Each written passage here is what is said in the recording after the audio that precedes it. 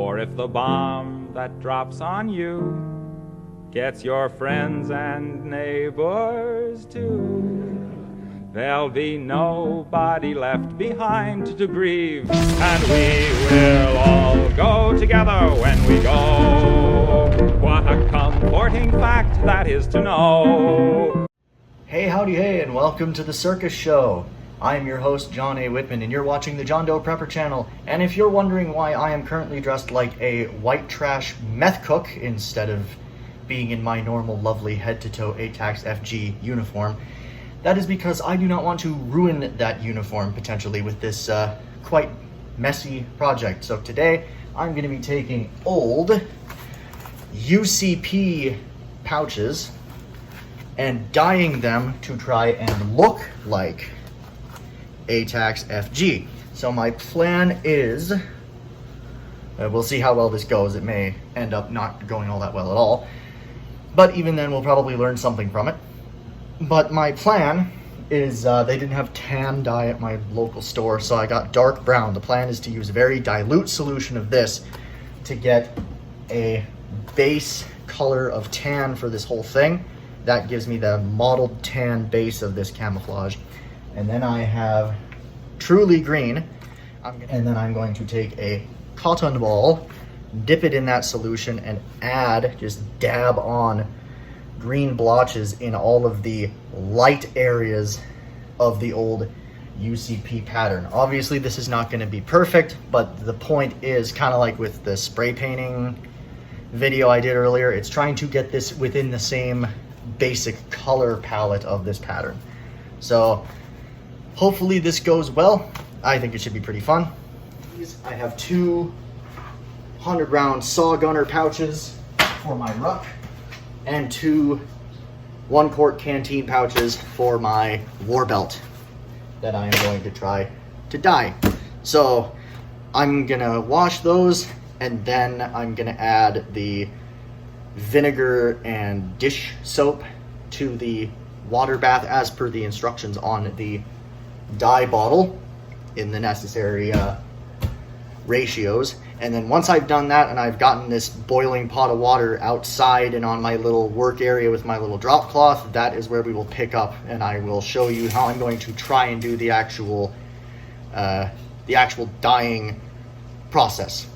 So without any further ado, through the magic of video editing, we will be outside in my working area right now. All right, now here we are out in the great outdoors on my little drop cloth here to do the actual dyeing process. So the things that I have at my disposal for this project are my previously prepared bath of still boiling water, roughly 2 gallons worth, my now washed and still wet UCP pouches, a pair of tongs that I do not care that I cannot use for food anymore, same with the pot, rubber gloves, because if you get this dye on your skin, it will pretty much be there for a very, very long time. The dye itself, in this case I'm using RIT liquid color dye, or liquid fabric dye, and 2 cotton balls to add the blotches. So I have 2 gallons of water here, so based on the ratio from the instructions on the dye, that means I needed to add 2/3 of a cup of white vinegar and 1/3 of a teaspoon of liquid dish detergent to this bath. So I'm going to start now adding the dye. It says for a 3-gallon bath you want to add half the bottle, but again, that's if you're trying to get the color on the bottle, which in this case I'm not. I'm using this as an ad hoc solution to not having tan dye available, so I am going to add very, very, very, very, very, very, very little of this. Again, it is a very highly concentrated dye. Now we're gonna shake the ever-loving crap out of this, like so. And what I am going to do is this is kind of just stoichiometry here. I'm going to very, very carefully just add a little tiny bit like that, just a little skosh, just a little you know? And then I'm going to use the tongs to stir that in. This is already very, very dark, and I just barely added probably like a tablespoon to this. I am now going to start taking my, again, still wet, washed UCP pouches. I'm going to stick them in one at a time and just move them in and out of the dye bath like so. Now, I am deviating a bit from the instructions. The instructions say to have the water be at least 140 degrees Fahrenheit. I obviously got it literally boiling. And the reason I did that was I did a bit of research on forums and such that said basically if you get the water literally boiling, then instead of taking 30 minutes to an hour to get to the color you want, it can take as little as a few minutes. But basically I'm gonna keep moving this up and down in the dye bath until it gets to the color I want. Keep in mind though, when these are wet, they look darker than they actually will when they're fully dry. So just keep in mind, you do want to go a little bit darker than what you actually want it to be, because it will look lighter after it dries. Just as a quick aside, while I'm here kind of messing around with this dye, interesting history, because some of you might be wondering, well, you know, why would you want to dye something that's already camouflaged a different color? Well, because as you can see, UCP is a, again, maybe if I get it out in the sun there, you can see that better. It is a gray-green camouflage that blends in with basically nothing except like mountainous, rocky terrain, of which there is none in my area. And so dyeing it like this makes it to where the color palette of the pattern actually matches your environment better. The whole UCP camouflage endeavor was kind of just an exercise in futility. The Army chose it because they were trying to save money, because switching to OCP, which is that modern like multicam looking US Army camo, was deemed too expensive. But of course they ended up switching to OCP from this anyway, which meant that instead of saving them money, the UCP project actually cost them more money. So this camouflage basically perfectly exemplifies government incompetence, waste, and chronic ineptitude. And I simply cannot think of a more American thing than that. It makes me feel all patriotic. That's American to me.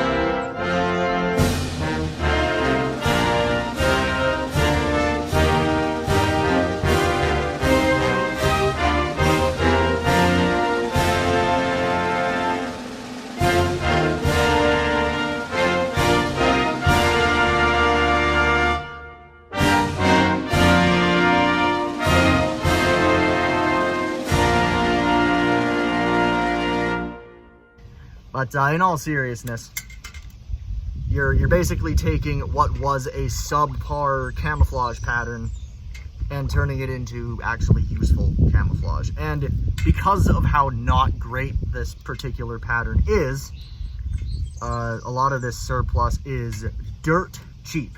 So you basically get to take full advantage of the military-industrial complex and all its lovely weirdness.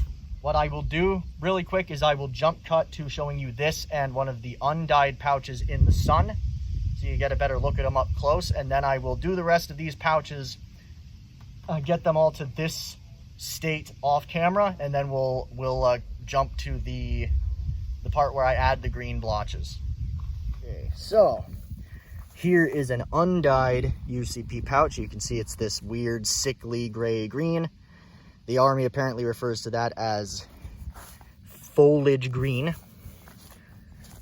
But again, there's the undyed pouch, and here is my first dyed pouch. You can see some of the things took the color a little bit less. So like that little bit of loop material right there is much lighter than the actual camouflage fabric is. This webbing is still pretty much the same. Maybe it's a little bit of a darker green.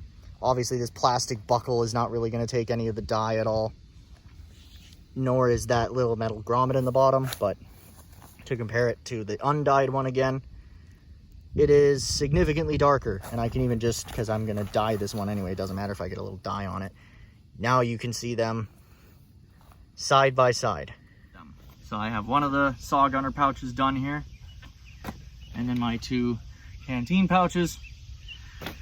So I am going to try to make this a little bit more convenient for myself. Instead of having to put together a whole second dye bath just for the green, especially since I'm just trying to add little blotches of it, what I'm gonna try to do instead, although this may be a bit of a risk, is I'm gonna take one of these cotton balls and just dip it in the brown solution so it gets the necessary, you know, that little bit of vinegar and dish detergent in it. And then I'm just gonna apply some of this green dye directly to that wet cotton ball, and then try to just dab it on that way. And I think that will give me nicer, more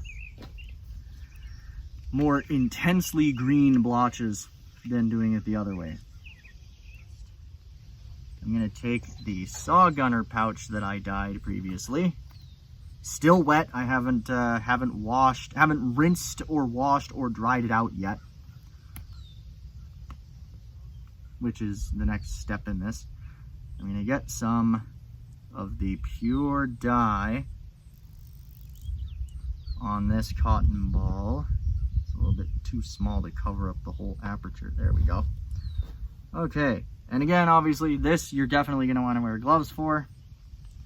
Now I have this soaked in the green dye. I'm going to take that cotton ball that I soaked in the green, and I'm just going to boop. Just wipe some of that dye right on there like that. Just the straight dye right out of the bottle like that. There's another light spot here on the bottom of the pouch. Going to do the same thing.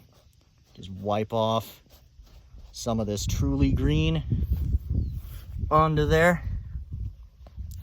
Some light areas on the front. Truly green them up. You don't want to get all the light areas because you do want some light tan for this approximation of A-TACS FG to kind of work the way it's supposed to. There you can see, that's dry enough for me to touch on my hand. You can see there, we have the mottled tan background with these big green blotches, just like actual A-TACS FG. And again, this is all wet right now, so obviously it looks darker now than it does when it's dry, but you can see what I'm trying to go for. All right, so I just finished rinsing. So obviously now I've rinsed until the water has run clear from all of these pouches, so I can now handle them without gloves, without worry of dye getting on my hands. You can see, hopefully, in this light, the green is now much more subtle. It's not nearly as intense, which is good. So maybe I may stand corrected on the green being a little too intense of a color. But you can see it has still a nice little tan color to it, and then the little green blotches, which are now much less intense, which is awesome. Here's one of the canteen pouches.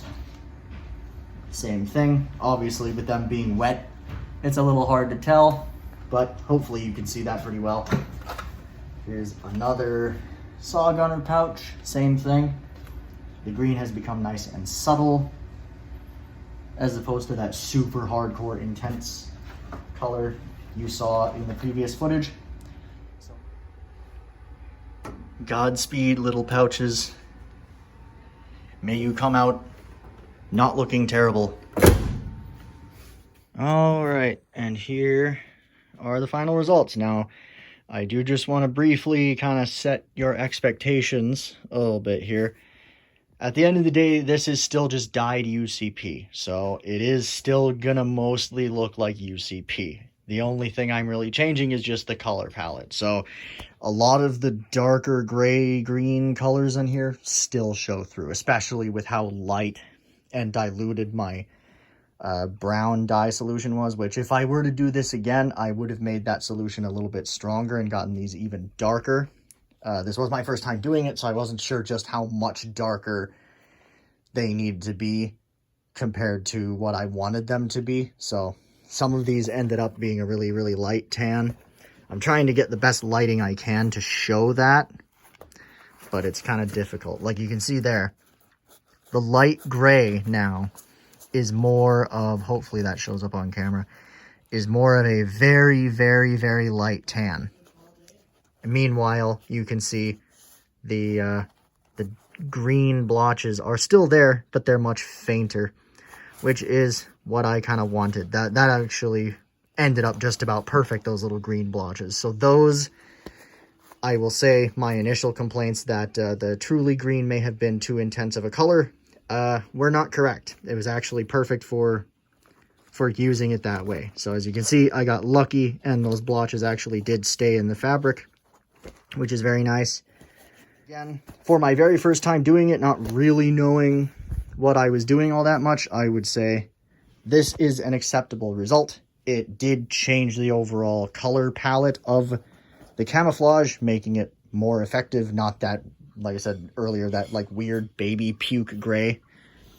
And once again, just to compare it to actual A-TACS FG, those little green blotches there,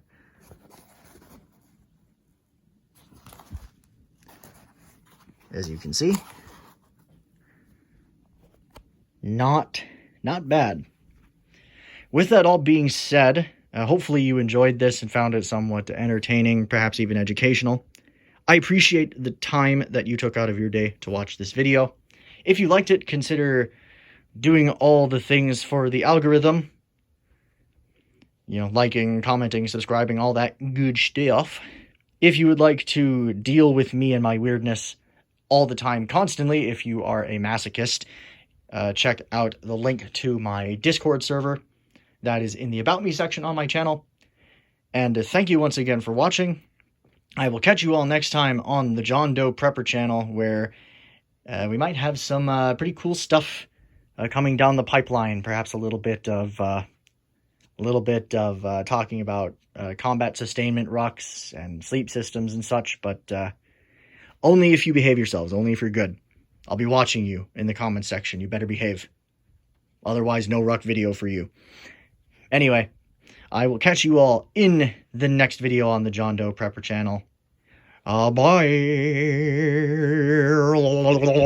will all go together when we go, all suffused with an incandescent glow. No one will have the endurance to collect on his insurance. Lloyds of London will be loaded when they go.